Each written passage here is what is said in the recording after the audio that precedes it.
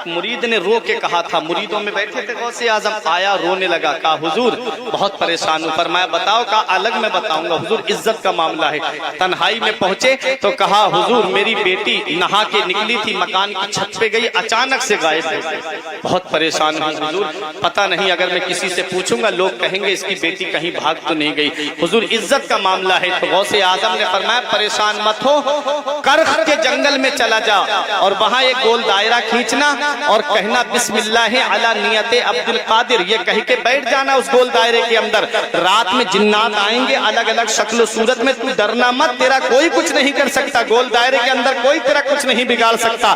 सुबह के वक्त जिन्नात का सरदार आएगा, जब वो तुझसे पूछे यहाँ क्यों बैठा है तो कह देना कि मुझे अब्दुल कादिर ने बिठाया है, और जब वो तुझसे पूछे कि हुक्म तब बताना कि मेरी अपनी बेटी का मामला। जब इतना कहा वो चले गए जंगल में, जाके बैठ गए। जंगल थे, पहाड़ी इलाका था, करख के जंगल में। रात जब देखा जिन्नात गुजर रहे थे डरावनी शक्लों में, डरावनी सूरतों में। सुबह को जब जिन्नात का सरदार आया, बोला यहाँ क्यों बैठा है, तुझे पता नहीं है जिन्नों के गुजरने की जगह है, तेरी जान भी जा सकती है। तो उन मुरीद ने कहा गौसे आजम कि मैं यहाँ बैठा नहीं हूँ, मुझे बिठाया गया है। कहा किसने तुझे बिठाया है, कहा मुझे बिठाने वाले कुतुब रब्बानी महबूब सुबहानी पीरे लासानी हुजूर सैयदना शेख अब्दुल कादिर जीलानी गौसे आजम दस्तगीर हैं। इतना सुनना था मेरे गौस का, सिर्फ नाम सुना, सवारी से नीचे उतरा, घुटनों के बल बैठ गया जिन्नात का सरदार और कहता है बताओ मेरे आका ने मेरे लिए क्या हुक्म किया है, बताओ मेरे आका ने क्या हुक्म किया है मेरे लिए। इतना कहना था तो कहा कि सुन मेरी बेटी मेरी मकान की छत से गायब हो गई है, बताओ मुझे मेरी बेटी ढूंढ के दे। मेरे गौस ने कहा है कि तू ला करके देगा। उसने कहा किसकी मजाल जो गौसे आजम के मुरीद की बेटी पे गलत नजर डाले, किसकी हिम्मत हुई गौसे आजम के मुरीद की बेटी पे गलत नजर डालने की। जिन्नात ने कहा कि हमारी ये मजाल कहा कि गौसे आजम के मुरीद की बेटी पे गलत नजर डाल दे। पता लगाया तो चीन, मुल्क चीन का एक जिन्न निकला, उसे पकड़ करके लाया गया, लड़की को भी लाया गया। उस जिन्न से पूछा तेरी हिम्मत कैसे हुई, उसने कहा कि जब ये बेपर्दा मकान की छत पे निकली थी, जब इसके सर पे दुपट्टा नहीं था और जब ये नहा के निकली थी, मुझे अच्छी लगी इसलिए मैं इसे उठा करके ले गया।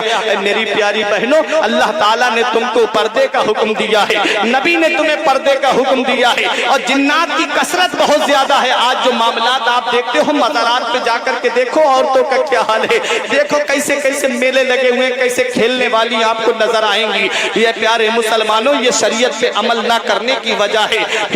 परवरदिगार आलम ने पर्दे का हुक्म दिया है, लेकिन आज का हाल क्या है, शादियों में देखो तो सर पे दुपट्टा नहीं, सर को छुपाने का हुक्म था। प्यारे मुसलमानों, गौसे आजम के मुरीद की बेटी मकान की छत पे सिर्फ सर खुला लेकर के गई तो गायब हो गई।